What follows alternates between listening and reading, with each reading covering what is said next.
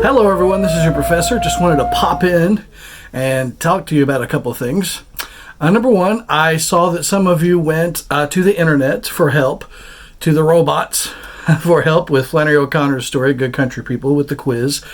I read everything you write. I love to read. So I do read those things. And if it looks like it came from the internet, I'm going to be like, that looks like it came from the internet or a robot. I'm not mad about it.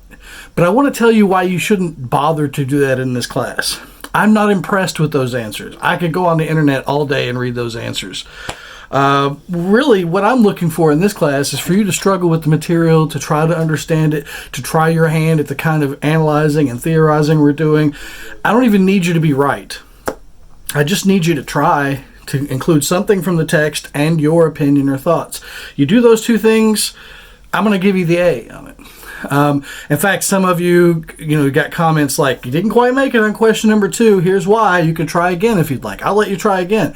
So there's really no need, unless you're just not wanting to do any of the reading or watch any of the movies in the class. You just want to get out of all of it. And then I'm like, why take the class then? I guess for a grade. I don't know.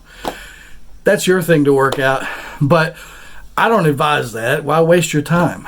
In this class, I don't give you a heavy workload. What I want you to do is think and try thoughts and try ideas and try theories and try theorizing.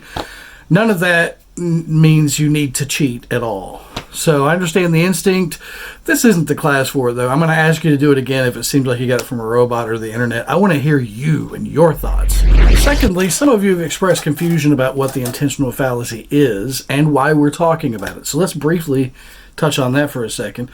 Basically, the intentional fallacy is a mistake. It's the mistake of saying there's only one way to interpret a piece of writing or movie or whatever, any kind of art. And it says that we can only know what it means by knowing what the artist intended for us to think or feel when we encounter it. So this idea says that when Stephen King wrote All That You Love Will Be Carried Away, he had something in mind he wanted you to think or feel, and the only correct interpretation of that story is to find out what Stephen King intended us to think of the story. So this is, by the way, one reason it's so confusing for you is because a lot of times you're taught this is the way to interpret art, is to go, we've got to get to the bottom of what the artist meant, and we can go, we settled it.